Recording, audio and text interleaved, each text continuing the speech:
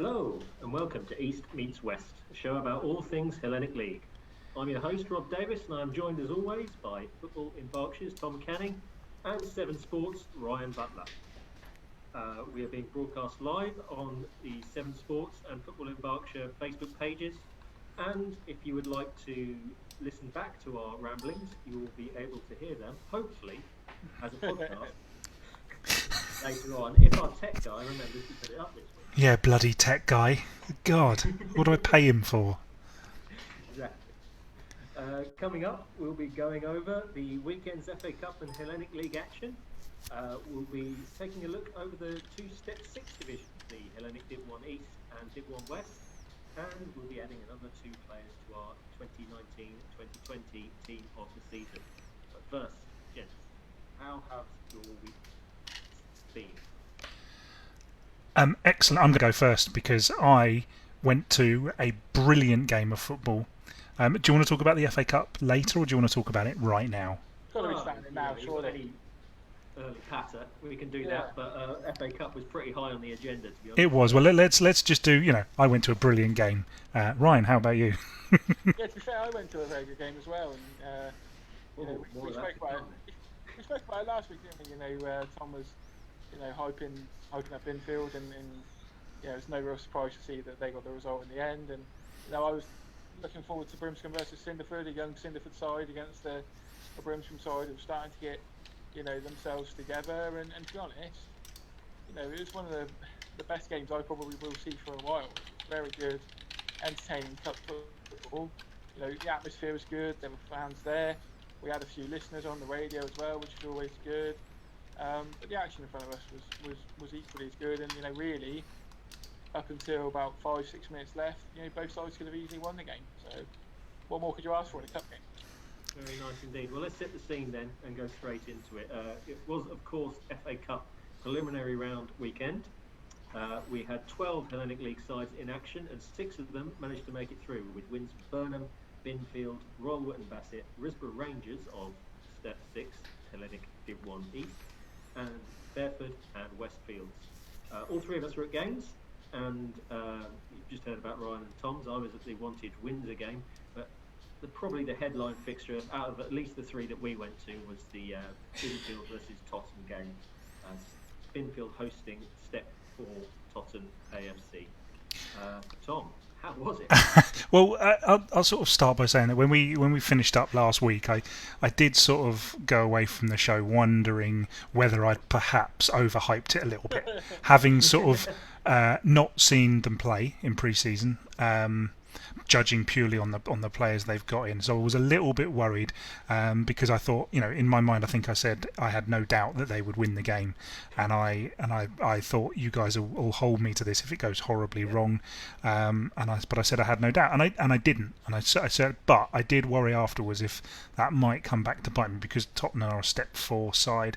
As it turns out, I think they're quite fancied in that division, but as it turns out, they delivered. They absolutely delivered. It kind of, it wasn't even a contest. If it was a boxing match, they'd have stopped it at half time. Binfield scored after 20 seconds. If it was even got to 20 seconds, I wasn't timing it. I barely had a chance to even look up to see the kickoff. It was that quick. Tottenham were absolutely dreadful. But what you've got to bear in mind here as well is that this was Binfield without George Short in the middle. It was without one of their strikers, Josh Helmore, up front, and it was without their new signing Tom Wilmot and also midfielder Kenny Chamberlain. So, not that they weren't at full strength, but they were certainly missing some big influential players in there. They also lost Adam Cornell after about 20 minutes with an injury. He's only scored upwards of 100 goals at Step 4 over the last couple of years, so not a major miss if he gets substituted. But it didn't matter. They absolutely to not necessarily coin a phrase, but to repeat it. They basically just tore them a new one. It was just, I'm not overplaying this in the slightest. There are 300 odd people who were there that will back me up on this. Tottenham were embarrassingly bad. They kept playing the ball out the back, which clearly will work for them more times than it doesn't. But they just kept messing it up. And when you've got two guys that are absolute lightning and one guy who can lob accurately from 20 or 30 yards, you just can't do that. And they were given an absolute pasting. And I can't overplay how good they were, with the caveat really that the big test is on Saturday against Westfields at home. There. So the final score there was 5-1. It was, and I mean, it should 5-1 to Binfield. They also really impressive result against the side, like you say, that I think are reasonably well fancied from a step above. So, it should be said as well that they had a young lad, Ollie Harris, who I had only briefly heard of when speaking to Jamie McClurg about a week ago. Didn't know him, didn't know who he was, didn't know his past. To be honest, I still don't. But he was brilliant. He scored twice. Sean Moore scored twice, and Liam Gavin, the league's most improved player without a shadow of a doubt over the last 2 years, also scored. It was just a rout, and I think there was some mutterings about how Tottenham had felt that they were just going to win the game by turning up. They had a big coach with their badge on the side and all of this kind of stuff, and you just think, brilliant, they got well and truly stuffed. Well, I look forward to hearing all the disgruntled Tottenham fans in the next week in our Twitter feed. If they disagree with me, that's fine, but they're wrong. It's not often I'll state something. It's not often I'll state something as strongly as this. But they were just rubbish, and they were well beaten. You speak with so much confidence about it. I'm sure of that. I'm absolutely sure that I am right. So yeah, a very, very impressive result for Binfield. Ryan, tell us about the game you were at. Well, yeah, Brimscombe and Foot versus Cinderfoot at the Meadow. It was a gorgeous day, really.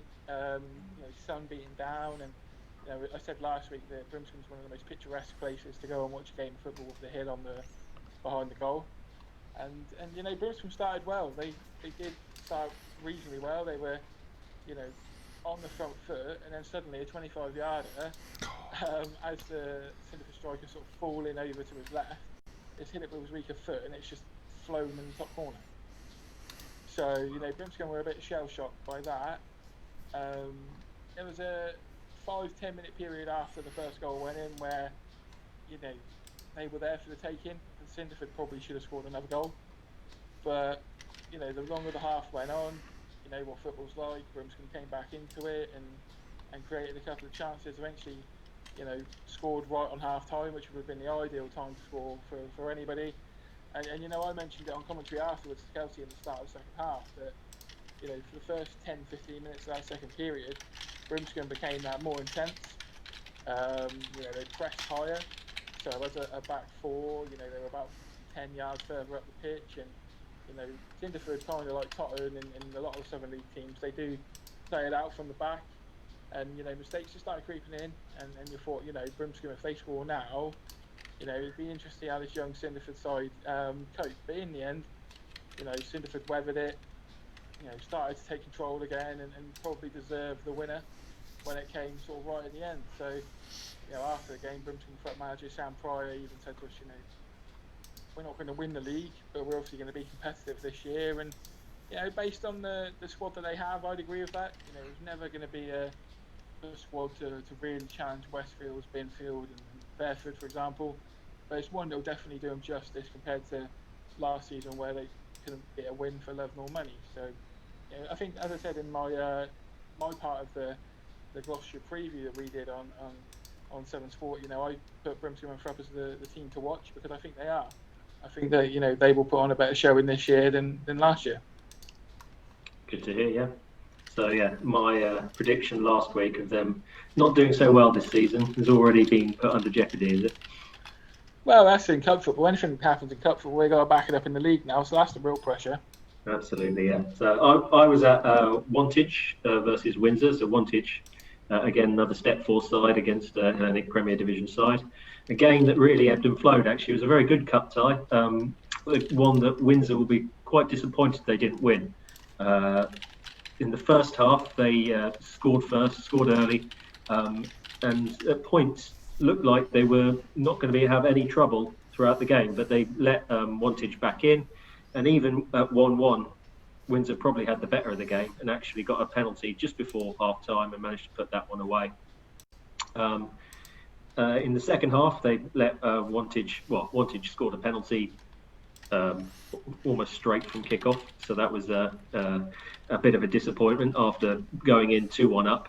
But then, as the game went on at 2-2, Windsor came into it more and more, had a hatful of chances, one of which just needed to be put away. They could have been 2 or 3 up by the time going into the last 5 minutes or so, but as it was, they were still at 2-2, and Charlie Killey, someone I recommended for our team of the season. Yes, you did. That's right, yeah. Came in and with a lovely clinical finish, a nice break from Wantage. And, they played their part as well. The game really ebbed and flowed. There were times when Wantage were really on top and times when Windsor were on top. It was a really good cup tie, but Windsor were really disappointed they weren't into the next round. So, unfortunate for them. Rob, did Billy Montague play?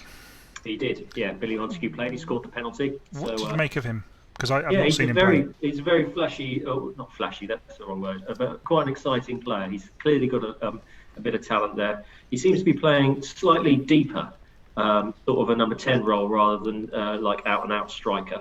So he put on a lot of chances for other players as well as sort of being involved in front of the goal himself.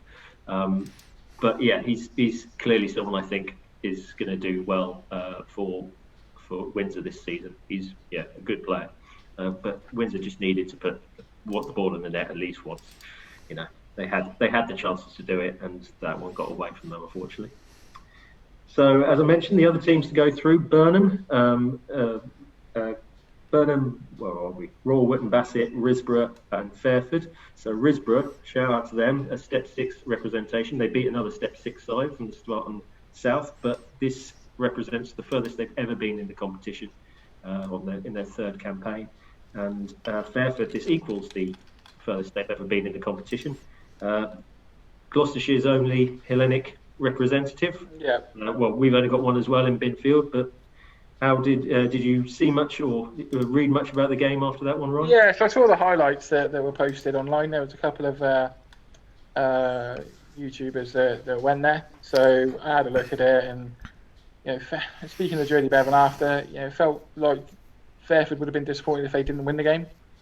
They seemed to be in control of it. Ian Herring scored a penalty. Nick Stanley scored again in the cup. 2 experienced men doing the business for them, and from what I've heard and what I've seen, Fairford just couldn't clear the ball in injury time. Got recycled by Edgware, and they forced it to penalties. So then it's a lottery. The cliches that come out there, it is a bit of the luck of the draw. But Fairford, from the sounds of it, deservedly went through to the next round, and they've been given another home game. So that's 2 home games on the spin after a local game away at Lydney. So I think they'll be pleased with that. And really, they've got Sholing in the next round. I would say it's a winnable game, very winnable fixture for Fairford, and really, one that they could see as potential to make a bit of history for them, because they've never reached second qualifying round. So. Mm-hmm. So just before we look at the draw that came out today, another shout out again to Royal Wootton Bassett, another side who beat a team from the step above them.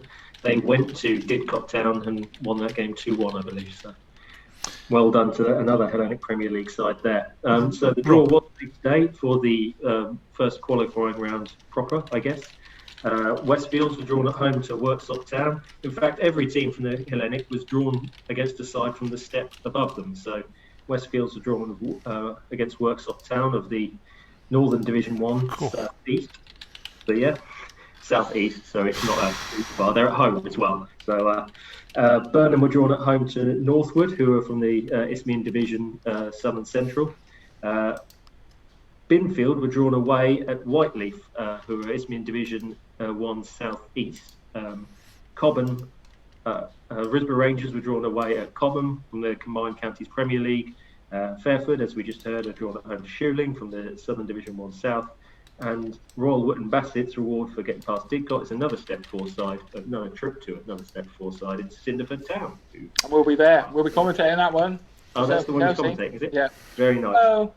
Cinderford won the game, and we looked at potentially Cinderford or Fairford were the two home sides in the county. So we haven't been to Cinderford yet this season, and it'd be good to follow them on the cup run. And hopefully, if they can get past Bassett, we can continue seeing where Cinderford can go. Hopefully. Very good. So we'll talk more about them next week as the games are starting in next midweek. But certainly Berkshire and Gloucestershire interest in those times. You look like you want to say something there, Tom. Yeah, I just wanted to. Ryan mentioned Ian Herring, veteran Hellenic League player, but also did we mention that 38-year-old Manny Williams scored for Burnham? Yeah, which is fantastic. A couple of proper veteran footballers still doing the business. Absolutely, and Burnham living up to the hype of your prediction into last week. Good. And Royal Wootton Bassett for you as well, Ryan. It's only my prediction of Bishop Cleeve that's looking a bit shaky for our top four at the moment. I wanted to bring up as well. Have you seen the obviously the draw for the FA Cup to come out? We obviously have our Southern League sides. Cirencester Town of Gloucestershire have been drawn away to Saltash United down by Plymouth. So on a Tuesday night, they've got to go 165 miles there, 165 miles back. Crikey. 3 hours, 8 minutes according to Google Maps. Wow. Give me 2 seconds and I'll just see if I've got one slightly better than that. I think there's a couple that I shared earlier today. But Truro going to Tadley Caliva is quite an impressive one. That's 220 miles each way, 4 hour each way. And then also, Western Supermare being drawn at Town in the Isle of Wight. So that's a 4 to 5 hour journey each way with a ferry trip involved on a Tuesday night. But I don't think it's quite as bad as that. But Bracknell Town away at Ashford United, not Ashford Town. I've got that the right way around. That is an hour and a half down to Kent on a Tuesday night. I'm not going to bother doing this rant again because they clearly didn't listen to the show. But it's just ridiculous. Hey, I'll have you know that draw was classed as regionalised. So. Yeah, exactly. All of them were so supposedly, but there's some pretty big regions, obviously, in the FA Cup manual. I mean, right. So carry on. I was going to say that it's not just FA Cup action that was on the weekend. The Hellenic League Premier kicked off. We had 4 fixtures for teams that were not involved in the FA Cup. We had Bishop Cleeve win 2-0 at home to Ardley United. Long Levens 4-1 victors over Shrivenham. Top of the league. Long Levens top of the league, I'll have you know. Long Levens top of the league, but put that grin away as the other 2 fixtures were 2 wins for Eastern sides over their Western opposition. Reading travelled to Lydney Town and won 3-1, and Virginia Water won 1-0 at home to Tuffley Rovers. Ryan, any comment on the beating that the Eastern sides gave the Western sides? I didn't. To be fair, the 2 that won in Reading City and Virginia Water, I wasn't too surprised about. Tuffley's record in the opening day is shocking, and it has been for the last number of years. They got a draw at Virginia Water last year after being 2-0 down, so I wasn't overly... I was kind of shocked that they lost, but I wasn't surprised, really, with the history that they've got in that first day fixture. Lydney, I think, I can understand why they'd have lost against Reading City. I think that Lydney at the start of the season tends to be one thing or the other, and Lydney tend to play better in their local derbies. So, for example, on Wednesday night, we're going to Long Levens versus Lydney.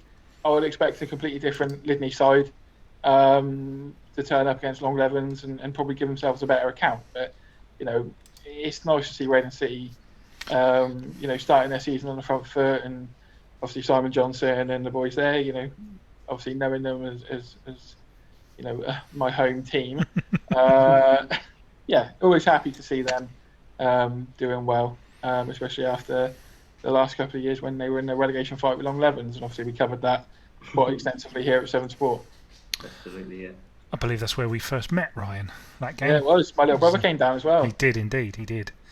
I just on that Reading City game, I think last week I flagged that I thought Lydney was quite a tough opening day, and we'd learned a lot about how Reading would do this season off the back of that. And I think it's only fair to flag that up and say, well, I think it's having not seen the game, but at the same time, for me, a 3-1 win at Lydney is impressive. It's a test pass for sure. Yeah. They've certainly ticked that box, and they can obviously move on with confidence to the next one. I was thinking about this the other day.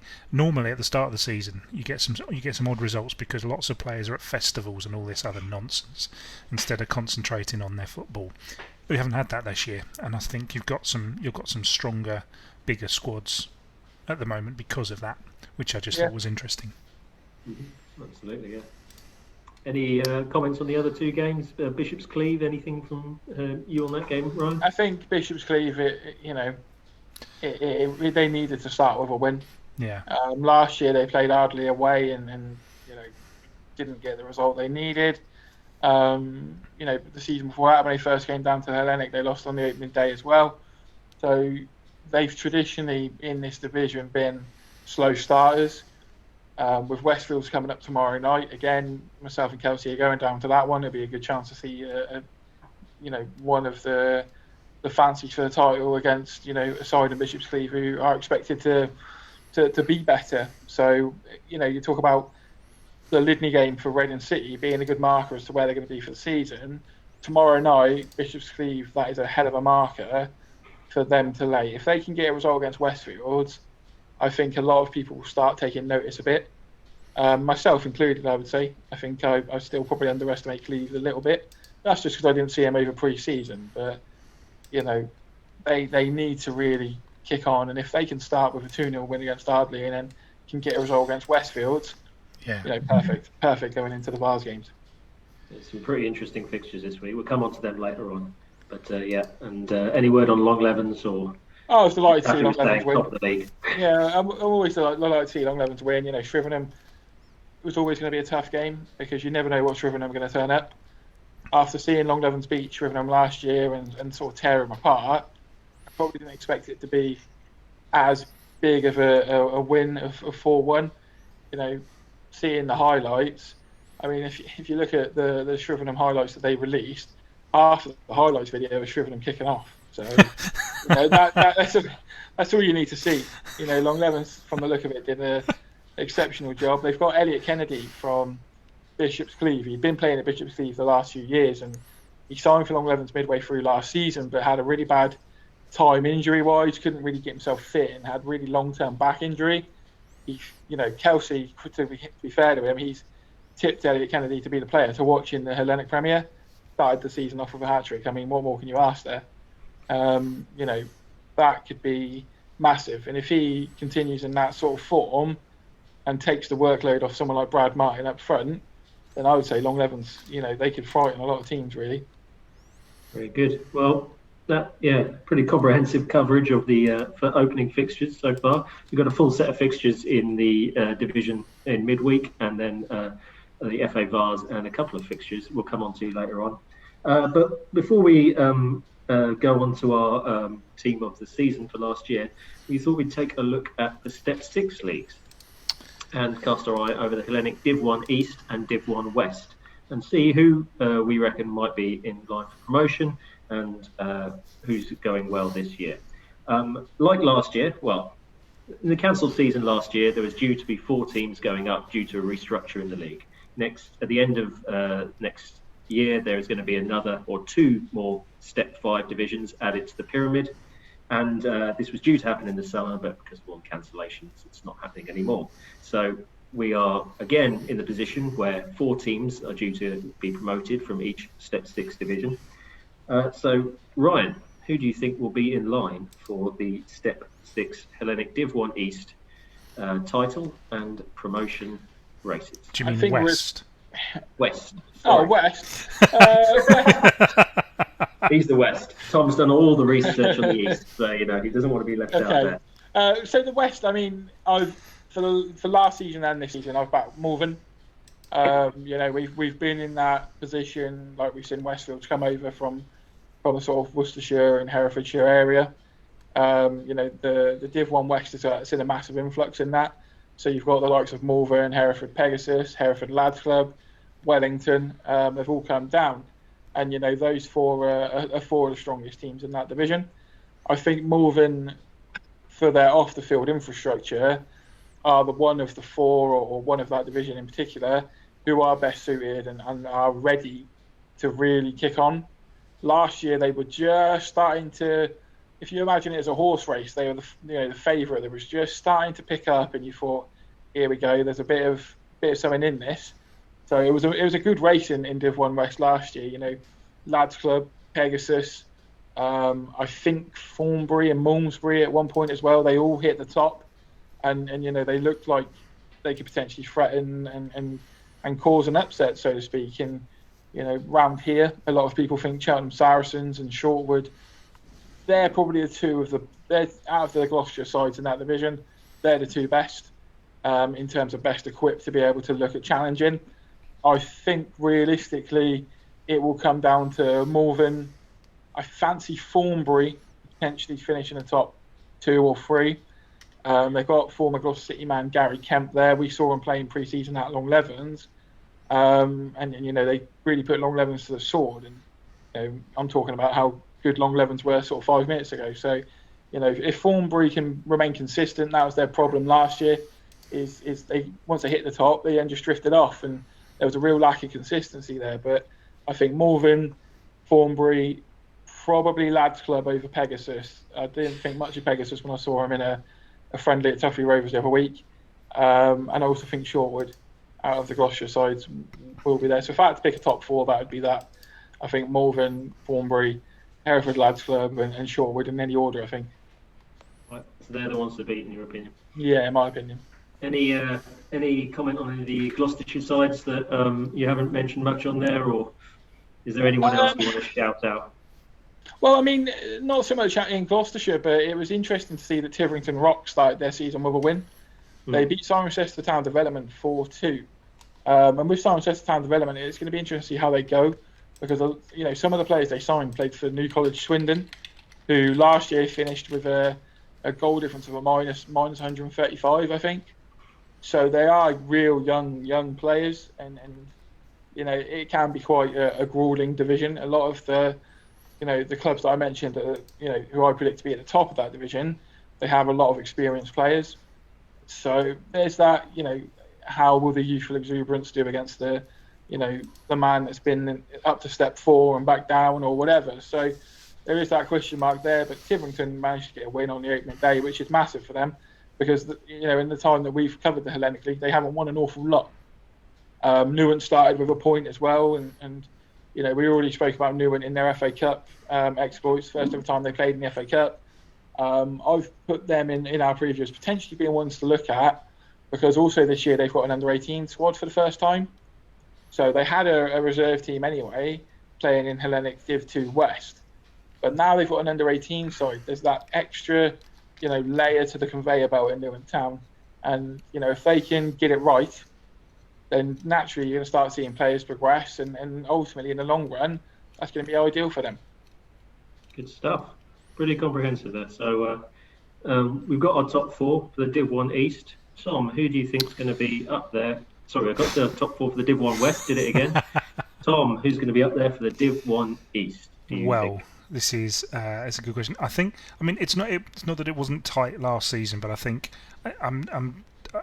so our mate Steve Gabb went to Risborough on the weekend in the FA Cup, and he's possibly better placed to kind of give an opinion on how they performed. I think I haven't really seen necessarily any ins and outs there particularly, but I think they will probably still win the league. I think generally most clubs at this level have kept their squads because of variety of reasons, unfinished business, that kind of thing.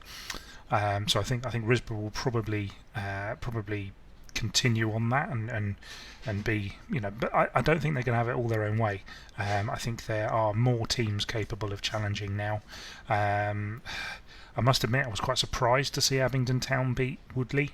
I might be doing them a massive disservice, but I thought Abingdon Town seemed quite disorganised in pre-season, but they went and beat Woodley 5-1, who I consider a very organised side. I'm not sure what that was, the result of that, what happened in that game, but I was quite surprised to see him beat them 5-1 anyway. I kind of, in my mind, I had Woodley down for the win on that one.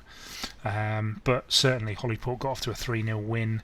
They've got some couple of good young players. I mentioned this last week. They've got some players they've got some incredible experience there, but also obviously Wallingford got off to a good start as well. So I think I think you've probably got certainly Hollyport and Wokingham and Embrook who again absolutely thumped AFC Aldermaston 5-0. Or was it 5-1? 5-0 on Friday night. And again, I didn't necessarily think AFC Aldermaston would be pushovers, and they borrowed Dave Lyons, the former Flackwell and Binfield goalkeeper, for that game, and they still managed to concede 5 goals. So they've clearly got some work to do there. But Wokingham, certainly they've got some good forwards. But so I think basically my top 4 probably Risborough, Wokingham, Hollyport, and then to be honest, I wouldn't be surprised if you see Penn and Tyler's Green in that top 4.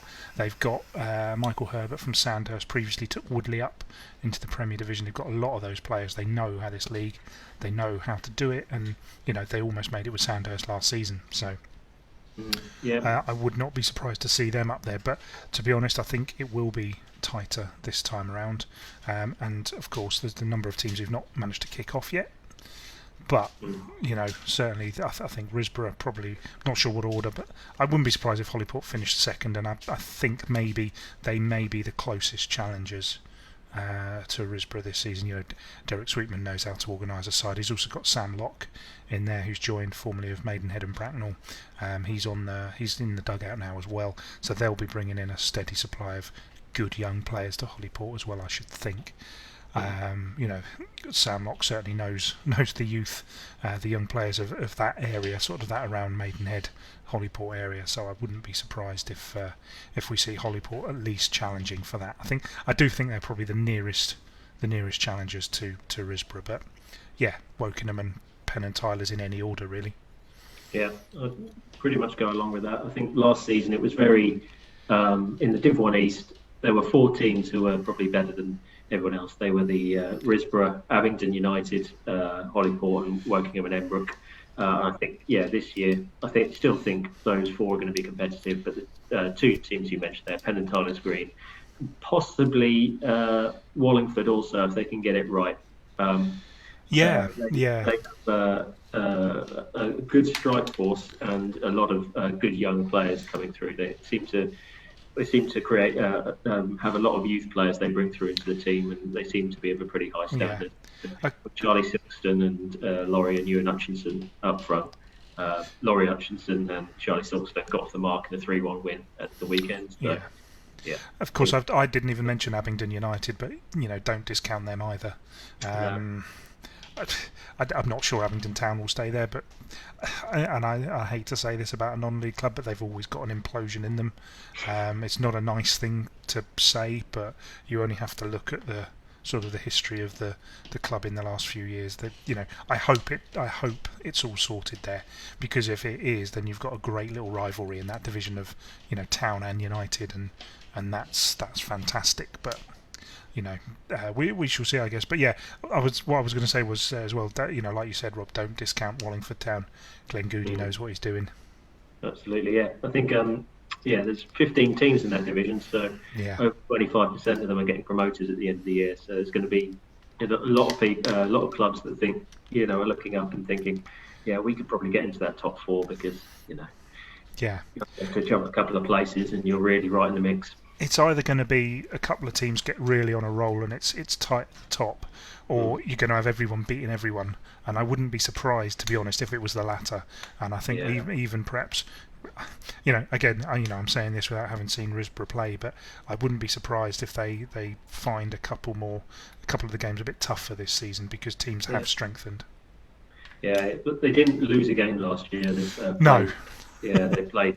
I think it was something like 22 and won, 21 drew 1. So I'm not saying I'd bet on it, but I think they'll certainly be right up there. Very nice. Anything to add on either of those divisions, gents? Anyone you want to call out, goal scorer or team to watch? The answer is no. We can skip on. No, that's fine. I'm interested to see who Hollyport have got in for Driffle. Really, that'll be the whoever if whoever it is has come in, or if it's a couple of players, if they can share the goals around, that's the key for Hollyport. I really do think Hollyport will do well this season.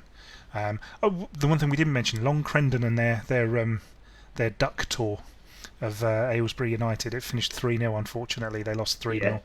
I fully backed them wholeheartedly to upset Aylesbury United because they're not very good in the FA Cup. Yeah, so another team that have started the season pretty well. Their first ever FA Cup run. Yeah. Well, venture into the FA Cup, and they won their first game. And unfortunately, we're not able to topple Step 4 opposition this weekend. But yes, they may have more success in the league in the coming weeks. Right, now it's time to add another couple of players to our team of the season. So this week we were, the polls were out for centre midfielders. I'm just getting the poll up in the corner here. And after our initial semi-finals, we had a final of Jake Parrott from Brimscombe and Thrupp, Sean O'Connor from Long Levens, Jamie McClurg of Binfield, and Danny Horscroft from Windsor. And with 38% of the vote, Jamie McClurg makes it into our team of the season, and he is joined by Jake Parrott of Brimscombe and Thrupp, who also received 25% of the votes. So our centre midfield positions are filled. We now have 9 of our 11 all lined up, and that just leaves the final 2 positions, and that is what we're going to decide now. Our striker. Are we going to recap the team so far, Rob? Have you got them written down? I've got it written down, so if you can remember it off the top of your head. I'll do it next week when we've got the whole list of players. I'll make sure I'm prepared. I was testing you there, mate. I can remember the East players. It's just the West ones I can't remember. I'll probably be able to remember the West players, so I'm sure Till we can do it. Well, we'll save it for next week, and make sure we recap our full team of the season then. But we have 2 striker spots to fill, and personally, I found this the easiest ones to make a list of, and I think we probably might not even need 2 polls. We might be able to combine them all into one poll for the first 2. But either way, Ryan, who have you got on your list of strikers to add to the team? I've mainly focused on the West, really, knowing that Tom will be able to reel off probably like 50 strikers. You've not been following the podcast so far. No, but if you remember 6 weeks ago, I said strikers is where I'm going to shine. Yeah. Okay. So for me, standouts in particular last season were Brad Martin and Harry Emmett, both at Long Levens. They finished or were on course to finish 6th. Would have been their highest ever finish in the Hellenic League. They got to their longest run in the FA Vars. They reached 2nd round, and those 2 were pivotal in that. They really did score a load of goals between them, got assists as well, and really, at times between the 2 of them were completely unplayable. So both of them make my shortlist, along with the duo from Westfield, Aidan Thomas and Richard Greaves. We knew Richard Greaves around here because he used to play for Cinderford Town, and used to score for fun at Cinderford. So we knew that coming into the Hellenic League with Westfield, he was always going to score loads, and lo and behold, he scored loads. One player, he wouldn't make my final shortlist because he didn't play the full season. And obviously, we've discussed before that if they don't play as many games as the others, it's kind of difficult. But Connor Thompson, he joined Fairford Town from Swindon Supermarine, and he was a Southern League player playing in the Hellenic League. Really, he was the difference between Fairford being quite mediocre at times and Fairford being one of the top 3 teams in the division. Part of that was down to his quality. Elsewhere, I've also gone for the duo with Brimscombe and Thrupp with Jack Smith and James Campbell. We've mentioned that Brimscombe had troubles last year, and in the end, these 2, despite the fact Brimscombe had, from their standards, a really bad season, they still finished with a hatful of goals, and I think we're in the top 10 goal scorers in division. So they mustn't have been that bad, and to be able to do that. I mean, Jack Smith started this season pretty well. He was good in pre-season. James Campbell hasn't come back yet, and he's a bit of a miss.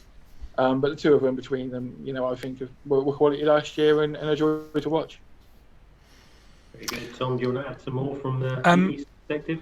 I was just going to say, you're talking about Connor Thompson maybe not playing enough games. According to this here, he played 26 games. I think that's enough. Doesn't mean because that'll include cup as well, I guess. But... Yeah, I mean compared to others, it felt like he didn't play as much. He sort of left and he emigrated to the US. It felt quite early on. Okay. I think he just played every single game in that first half of the season for Fairfield because he was that important for him. Fair enough. All right then, Tom. Who is on your list of strikers? So I think it'll be. I'm going to apologise to any Windsor fans watching. I know I spoke to Mark Cooper about this. I think we spoke to Mark Cooper about this, and he disagreed. But it was my opinion that I think Windsor didn't quite settle on a striker last season. So I haven't got anybody from Windsor for that. I think they look solid everywhere, but they hadn't settled on a striker, and that's why I asked you about Billy Montague earlier, Rob. My choices will come from Sean Moore at Binfield, 25 goals in 31 games. I mean, just look, the real deal. I think he, up until the last 2 seasons, he's really become the sort of the talisman, and he's the captain now of Binfield as well. That was last season, but he had a little spell away at Bracknell, and he's come back, and he's just a class above. He's got that slight glint in his eye that says, I know I'm as good as this, and you can't blame the guy. If you were playing against him, you'd hate him. But he's up there.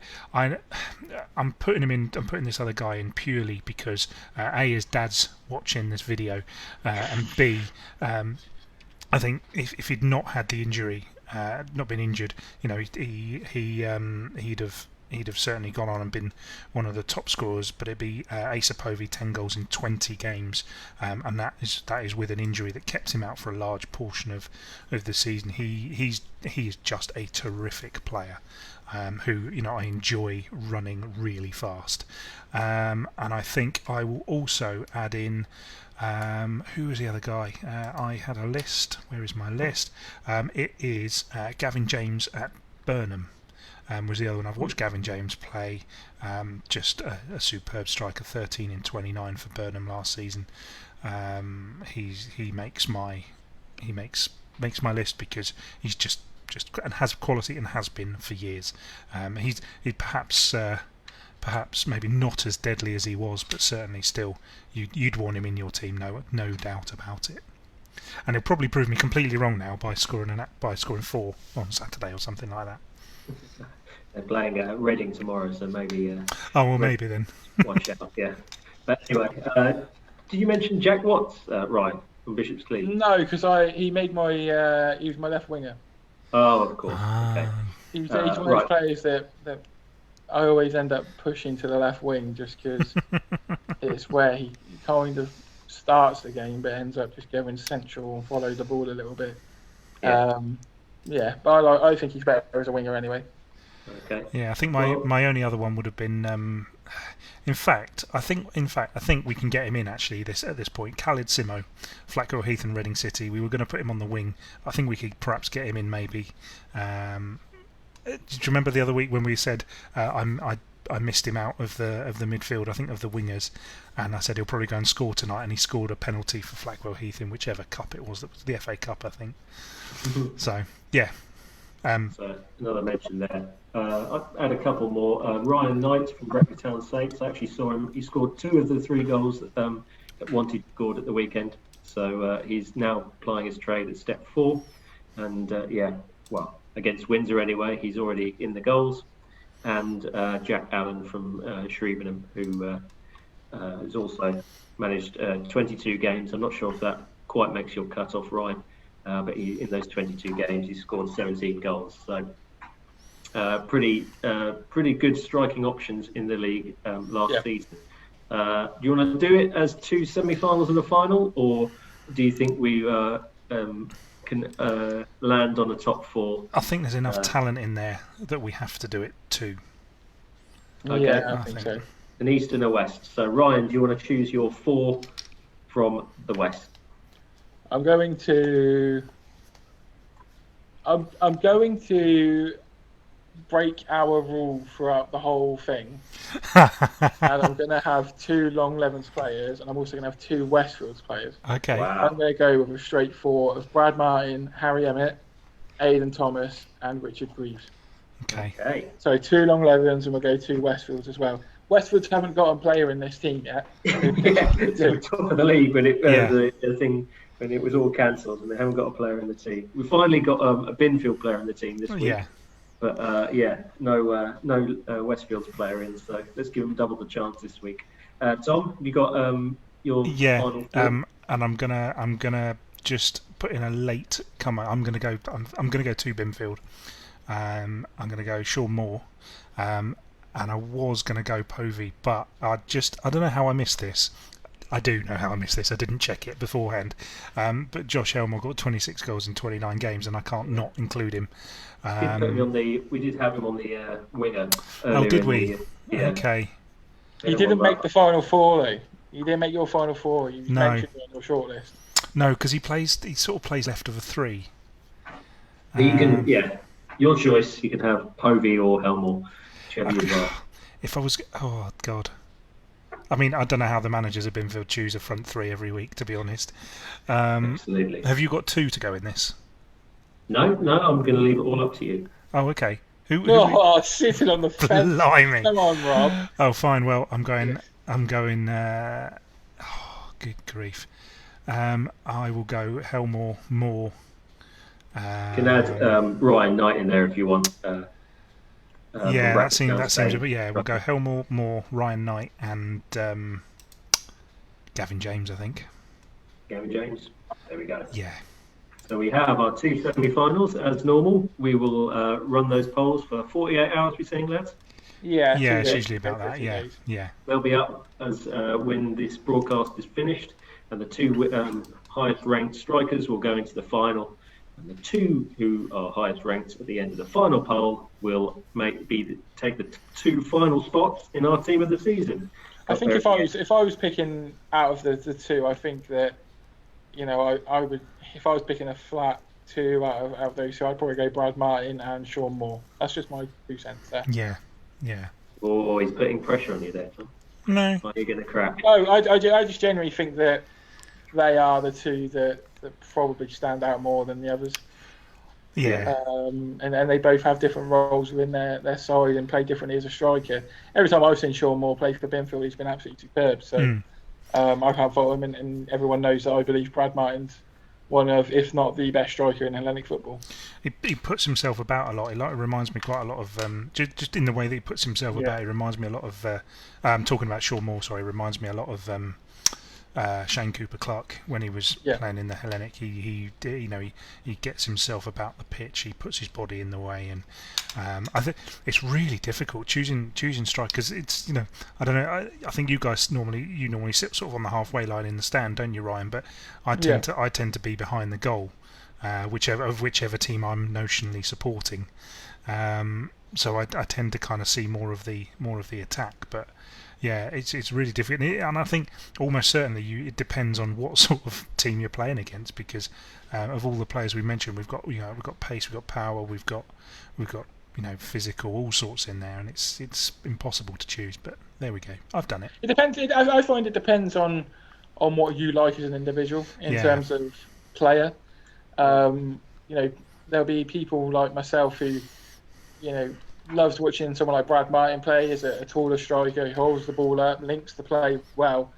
Whereas, Harry Emmett, for example, is, looks a bit like Chesney from Coronation Street, little, weedy ginger kid, but carrying the football, it's ridiculous. And, he's that little bit more skillful, a little bit more quick and agile, and more people would potentially lean to that and say, I prefer watching him, because it's not to say Brad Martin's not an exciting player, because he is, but it's more quicker, it's dynamic watching Harry Emmett carry a ball instead of Brad Martin holding the ball up. So that's why I enjoy this sort of level, because there are so many different types of strikers that seem to find a way and have a knack of being consistent and being so good. I think, yeah. I mean, obviously I've left out Povey of my four, but if I saw him come on or I knew of him and I was, was halfway through, or even just starting a game, I wouldn't want to play against him. I'd have no chance of catching him. I saw him score a winner at Brimscombe and Thrupp on the opening day last year. He picked the ball up on the far side, on the halfway line, right in front of the dugouts. Just one touch in front of him that was a bit heavy and just ran onto it. Caught it, one-on-one with the keeper from the angle and finished it into the bottom corner, and it was easy. And it was very impressive. Yeah. And very impressive. The speed of the attack. If he can play 30 games, 40 games this season, this time next year when we're doing this, it'll be a shoe-in without a doubt for me. Good stuff. Well, we have a few, one or two more things to discuss before we wrap up. So, fixtures this week. So we have a full set of fixtures in the Hellenic Prem in midweek. Any of the games take your eye, gents? I know, Ryan, you're going to be at a couple. So which ones are you looking forward to in particular? Cleve versus Westfield Tuesday night is the standout game around here. Well, it's the only fixture around here really, because Fairfield are away at Holmer Green, which they're not too impressed with really to have on Tuesday night. But yeah, I think Bishop's Cleeve Westfields will get a lot of interest around here. And even in the Div 1 West this midweek, a lot of our sides are away from home, so I'd expect to see a few there tomorrow night. And then on Wednesday, everyone's a bit spoiled really. You've got either Brimscombe and Thrupp versus Tuffley, or you've got Long Levens versus Lydney. So we're going down to Long Levens Lydney. There'll be a few Brimscombe versus Tuffley as well. So around here it's a very good it's a very good couple of days for football in action in this division. So hopefully some good football is going to be on offer. Anything? Are you going to a game, Tom, or anything that stands out for you? Depending on how things go. Tomorrow night I'm probably going to try and get to Woodley Aldermaston. See how that goes, and then all being well, Saturday it'll be Binfield Westfields for me. That is, I think, I was talking to Bob Bacon, the Binfield chairman, on Saturday, and I sort of said I'd prefer that to be later. He said no, now get it happening now while everybody else is not playing and all of that. Get it played now, because neither of them are in the Vars. And I think tomorrow, to Tuesday night, I think as well, Burnham Reading City that'll be an interesting game. And Virginia Water Shrivenham. I know Shrivenham, I think didn't necessarily start very well, did they, Ryan? You discussed that. Virginia Water, I think they'll be solid if unspectacular. And I think you'll probably have to try and break them down. And again, we'll probably learn a lot about what Shrivenham are going to do this season from that game, perhaps. Yeah, been to travel to Ardley, which strong favourites for, but it's almost quite tempting to go up and see them in that, because they're playing so well at the moment. But you alluded to it a minute ago. There are also a set of weekend fixtures. Predominantly, all the Hellenic League sides are in the FA Vars, but there are two games, in fact, in the Hellenic Prem, and one is pretty big. It is the Binfield Westfields, the top two from last season, going head to head. If I had to ask both of you for a winner in that one, who would you pick?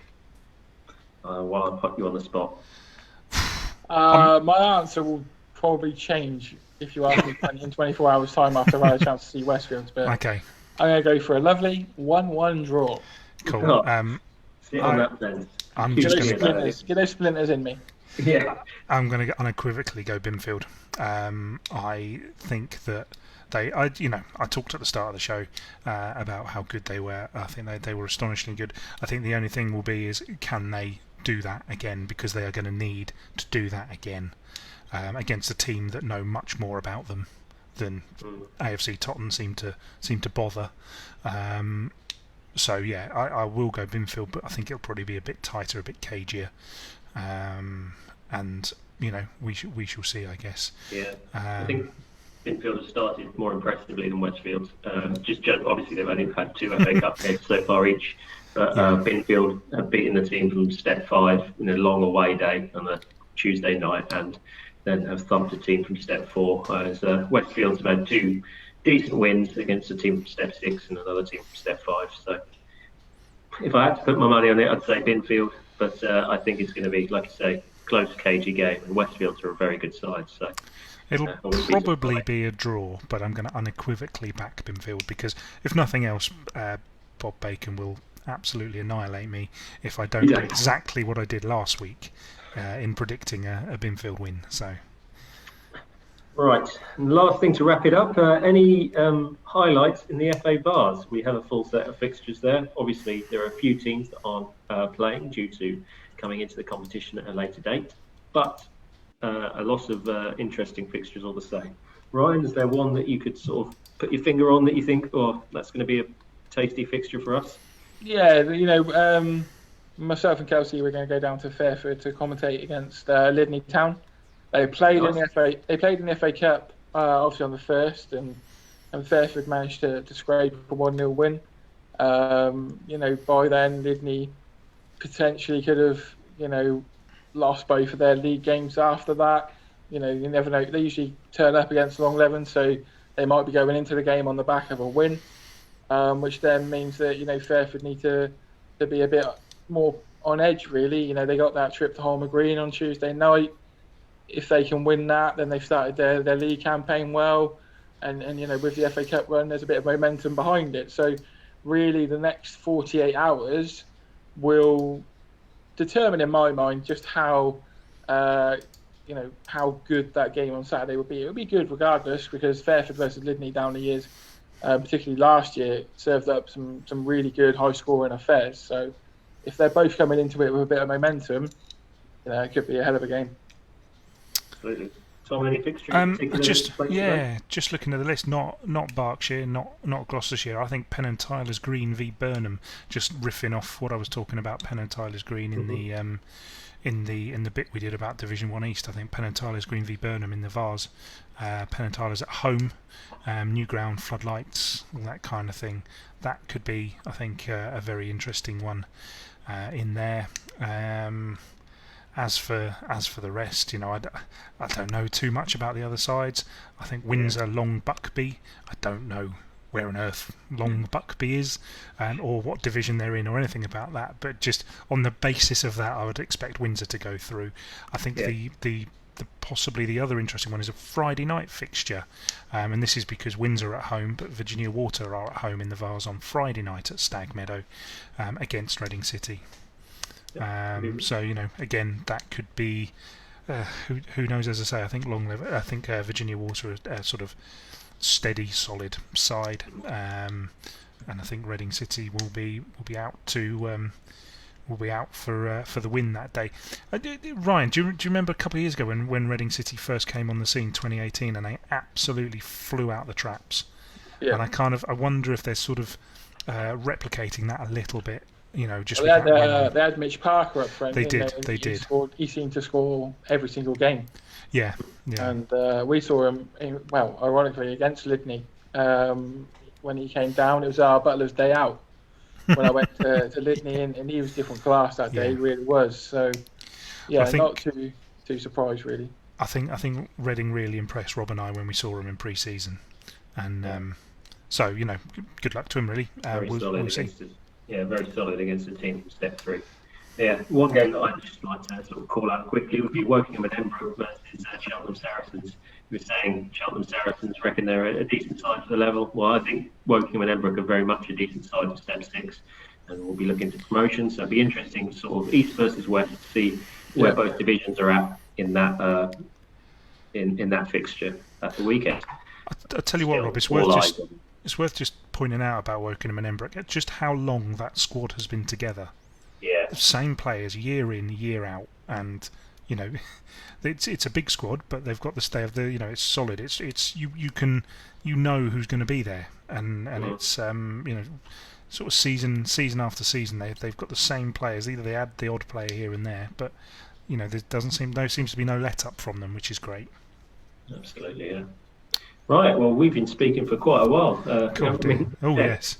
It's been, very enjoyable. Any more? Anything else anyone wants to add before we wrap things up? Me done, I think. just very quickly, Asa Povey's dad Lee has been watching along tonight. Hello, Lee. I just wanted to say the funny thing about Saturday when I saw Binfield was this young lad Ollie Harris playing on the left wing and Asa was playing on the right wing, and I kept mixing them up despite the fact that one had 7 and one had 11 on the back of their shirts. From not even that far away, the similarity was too much for me to cope with, and Lee did agree with me, and one of them's his son. So, but Lee also said he had a question for you, Ryan. Actually, he said, "Were you a season ticket holder in the North Stand at Reading FC when they were in the Premiership?" Yes, I was. He said, "If so, I sat behind you with my son Asa and daughter Erin." No way. Yeah. That is small world. That. There you go. Yeah, North Stand. I was there. Row N, I think it was. Fantastic.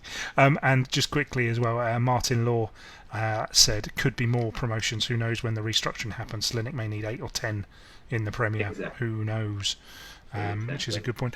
Also, just very, very quickly, Ryan, you mentioned you had John Palmer contributing for you ever so slightly. Well, we've got our own local sports writing legend now writing for Football in Berkshire in see that. Dave Wright. What an absolute hero. He's been a former colleague of mine.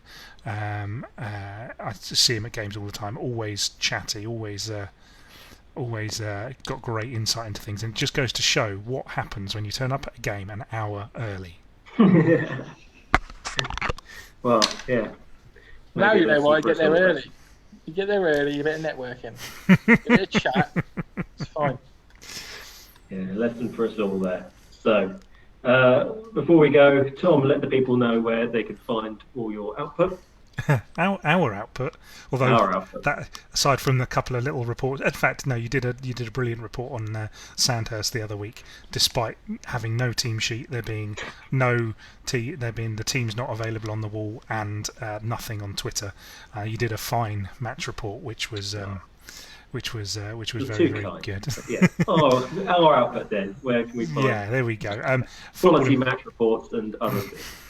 www.footballinberkshire.co.uk. Come and have a look at FI Berkshire on Twitter, where it's all at. Brilliant. And Ryan, let everyone know where they can find stuff from you.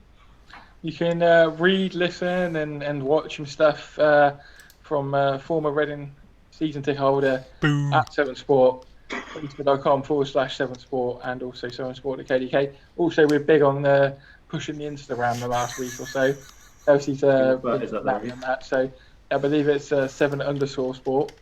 Instagram's for the kids, it's not for me, but apparently we've been on there, we've had a few messages and a few likes on there, so whoever's doing that, get a life, and thank you. Brilliant. Well, thank you very much for listening to us ramble on for the last hour or so.